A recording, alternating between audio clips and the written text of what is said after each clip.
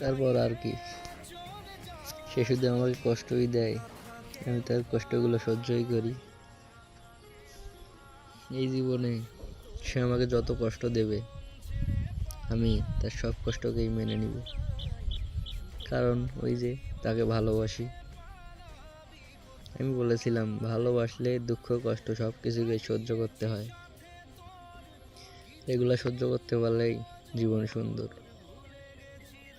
আসলেই আমি তার দেওয়া কষ্টগুলাতে অনেক সুখে আছি। মাঝে মাঝে মনে হয় আমি অনেক সুখে আছি, আর তার দেওয়া কষ্টে জীবনটাকে সার্থক লাগে।